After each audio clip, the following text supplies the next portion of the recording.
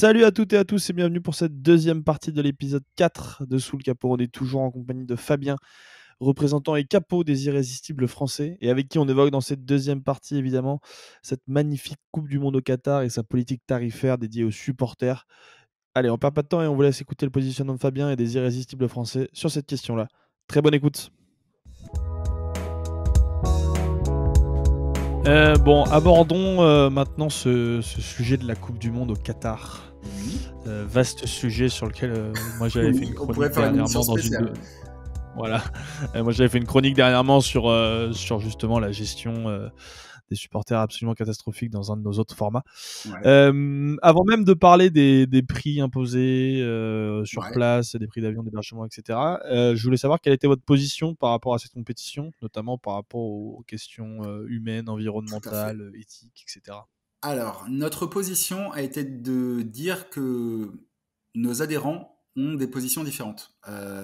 Que certains nous disent, bah voilà, on a été en Russie, je vois pas la problématique d'aller au Qatar. Si demain il y a des jeux, enfin si demain les coupes du monde où tournent sur la Chine ou d'autres pays à problématique politique, ça voudrait dire qu'on va s'opposer à tout ce qui va se faire. Et puis on n'est pas à l'abri que ça arrive vraiment, hein, cette histoire du fait que la politique veut blanchir son image par l'organisation de grands événements. Donc il y a cet aspect-là.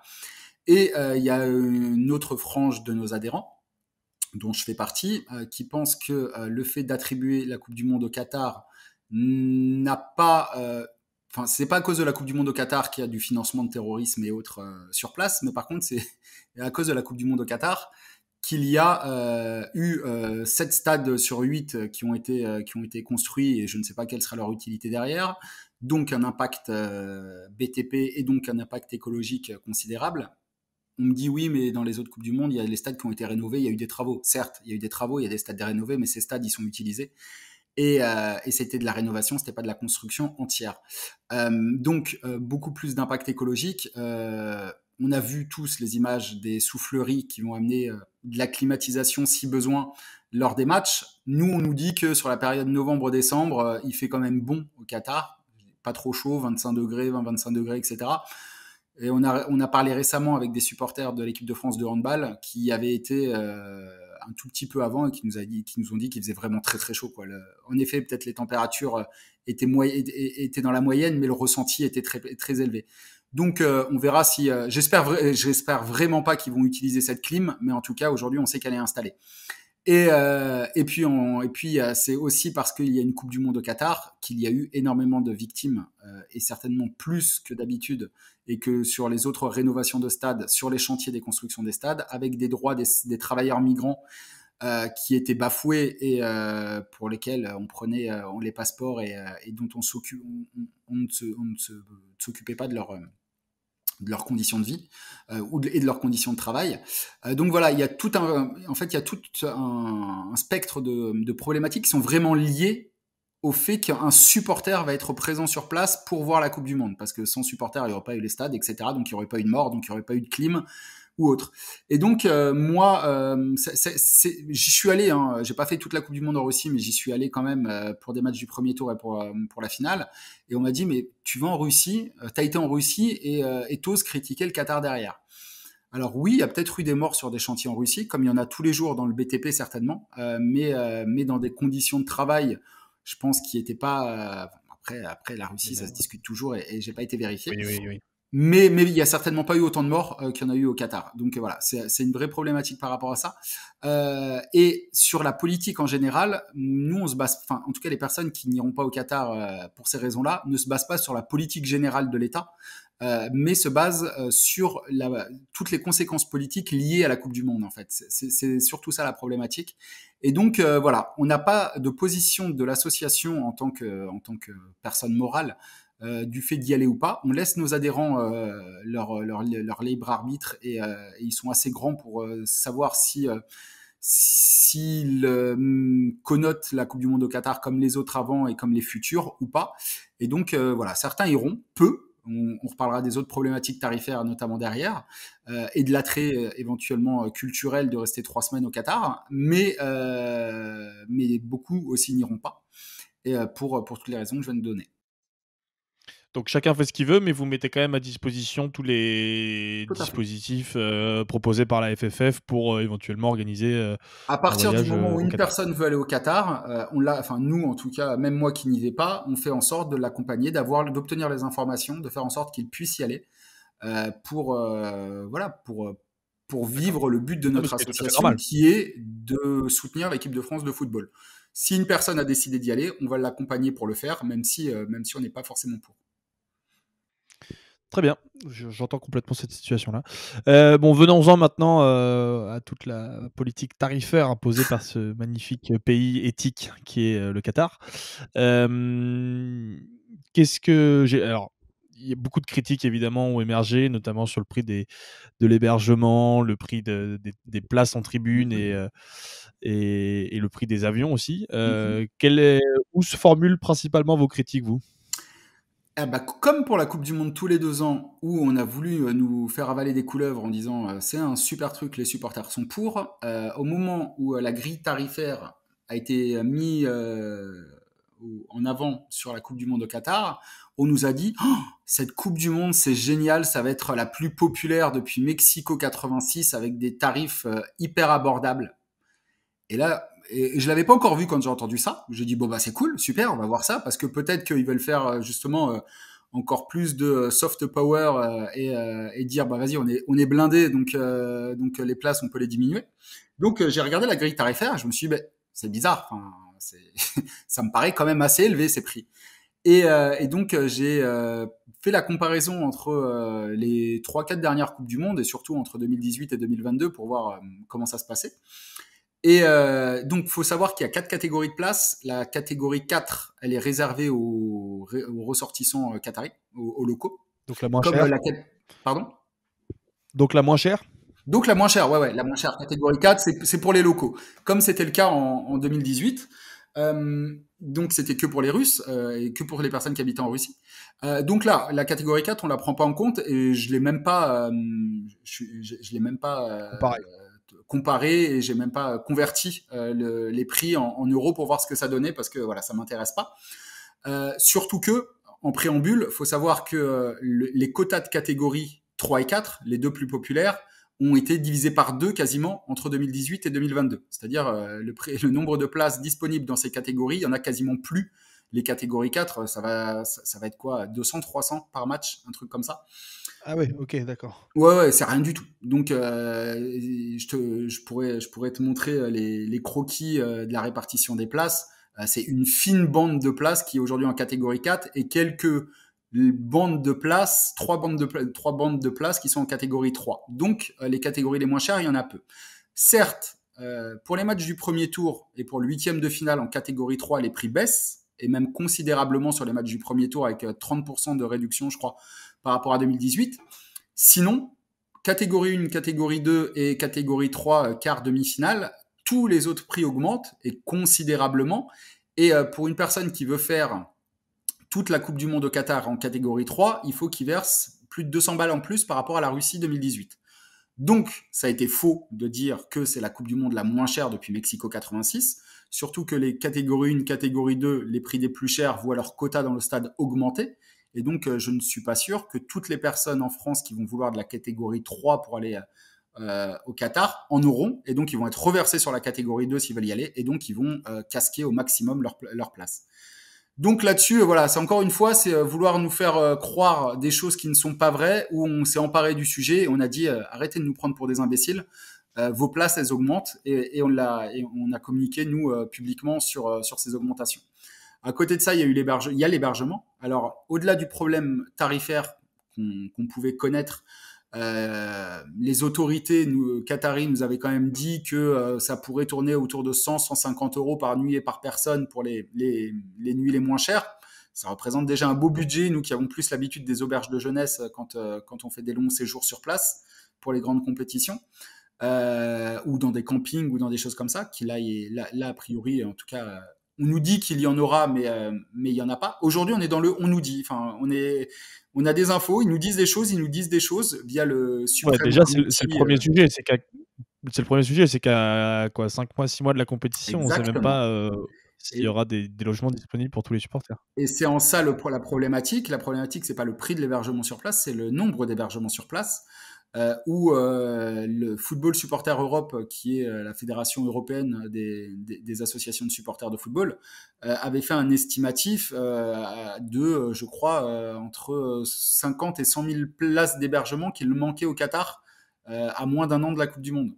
Donc aujourd'hui, on nous dit que ça se fera, on nous dit qu'il y aura peut-être des campings, on nous dit qu'il y aura des logements pas chers, on nous dit plein de choses, mais on n'a aucune confirmation et aucune assurance qu'il y en aura. Et en plus de ça, il y a une plateforme qui a été mise en place pour prendre un hébergement au Qatar, mais pour prendre cet hébergement, on ne peut pas le réserver tant qu'on n'a pas eu nos billets de match. Or, là, la phase de vente a commencé début avril, elle se finit là incessamment sous peu, et l'attribution des billets ne se fera pas avant fin mai. Donc, on aura nos billets les personnes qui iront n'auront que leurs billets que fin mai, et il n'y a que fin mai qu'elles pourront prendre les hébergements restants, parce que ceux qui ont pris de la vente grand public sans être liés aux tribunes supporters, eux ont potentiellement déjà des billets et peuvent déjà prendre ces hébergements-là. Nous, aujourd'hui, on y est bloqué du fait de leur système. Et à savoir aussi que tu ne peux pas aujourd'hui rentrer au Qatar sans avoir d'hébergement. Donc, il y a tout qui se tient. Il y a peut-être des choses pas mal de faites, mais en tout cas, sur toutes les précautions qu'ils prennent, il y a énormément de contraintes. Et la principale contrainte, c'est de se dire, est-ce que je vais pouvoir dormir quelque part ou pas? Et la magie de tout ça, c'est qu'évidemment, ils n'ont pas pensé à faire des packs comprenant hébergement, déplacement et place de supporters. Eux non. Il y a des tours opérateurs liés à la Fédération française de football qui proposent ce genre de choses, mais les prix montent très vite. Je sais plus, je crois que c'est 3 000 euros pour 2 matchs, un truc comme ça. C'est compliqué. Enfin, rien qu'en le disant, ça me fait sourire parce que c'est complètement paradoxal avec la vision du football qu'on pourrait en avoir. C'est hors de prix. Moi, les 2 000, 3 000 euros, c'est ce que ça m'a coûté pour faire tout le premier tour et partir un peu avant et revenir un peu après pour la Coupe du Monde au Brésil en restant une vingtaine de jours sur place. Et en visitant et en mangeant et en m'hébergeant, tu vois, c'était mon tarif tout compris pour ça. Là, ça va être pour 3-4 jours, enfin 4-5 jours sur place, donc c'est fou. Donc ce sera encore une fois la compétition des riches, des plus riches.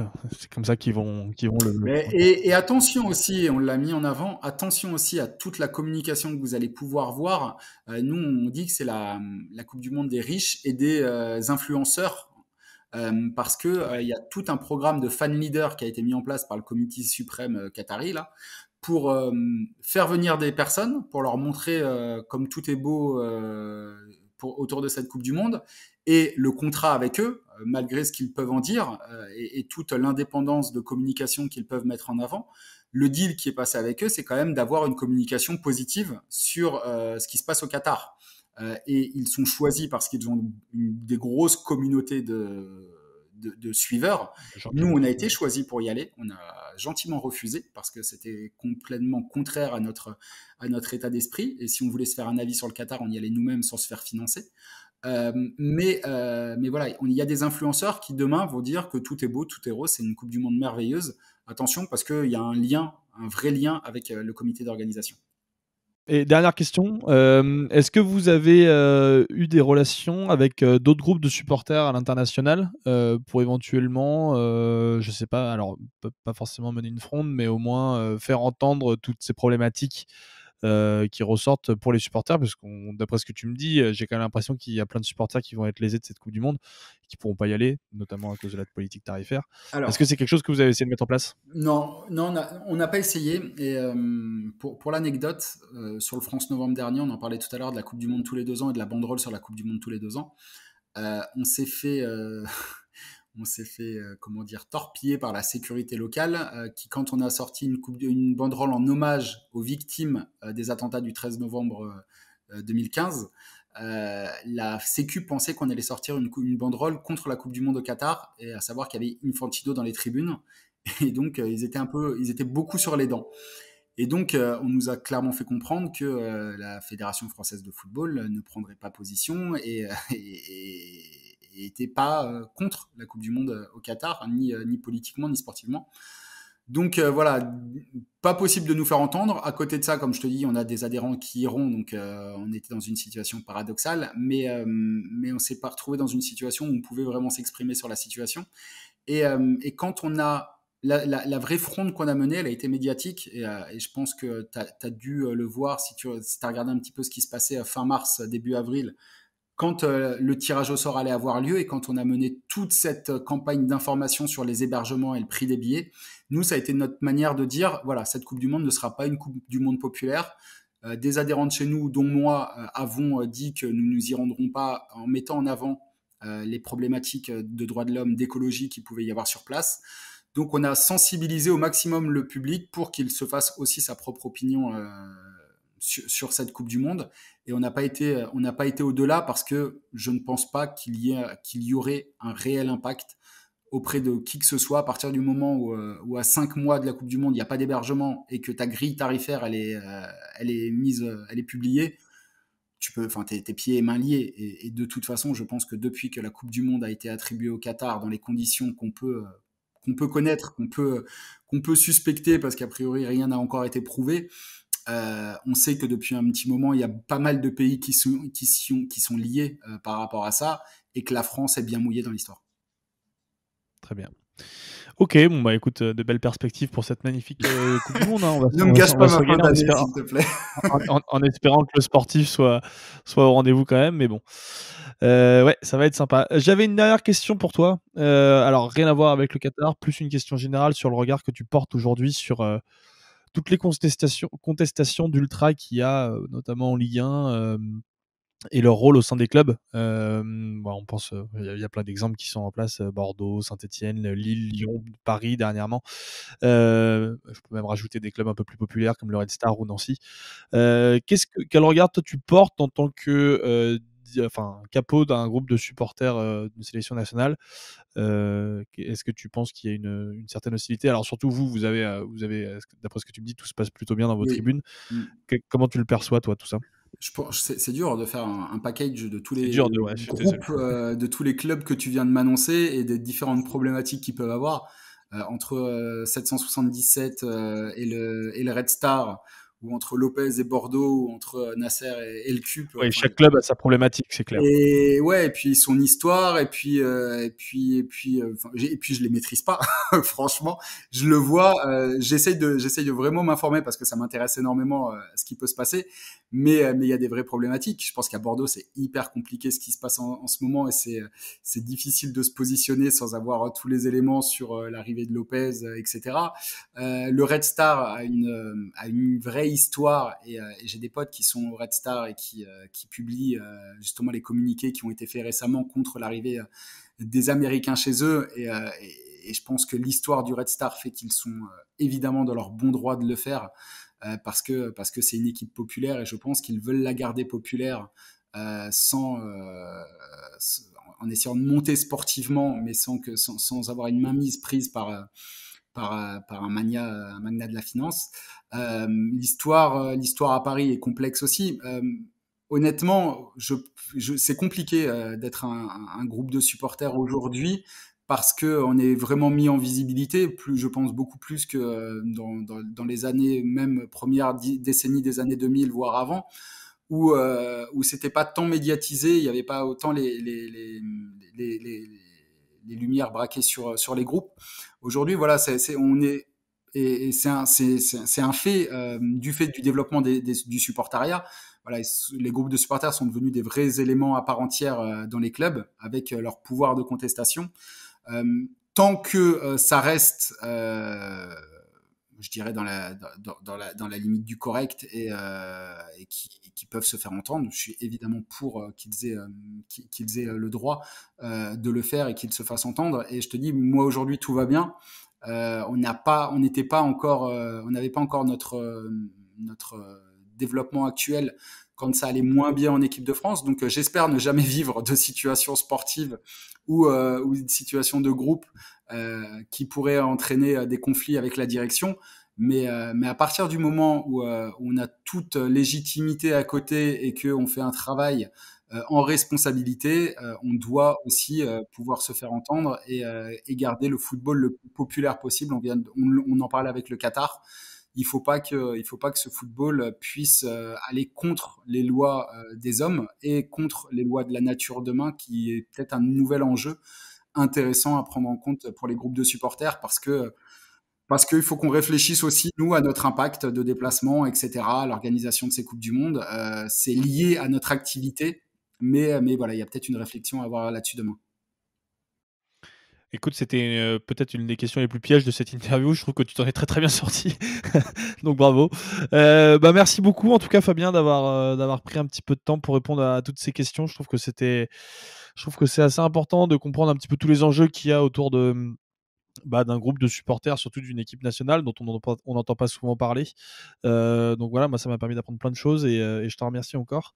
Avec grand plaisir. J'espère que tu as pu expliciter un petit peu tous les, tous les points que tu voulais évoquer. J'espère surtout que j'ai Euh, répondu à tes questions. Moi, tu pourrais me faire parler Bah, des heures là-dessus. parfaitement.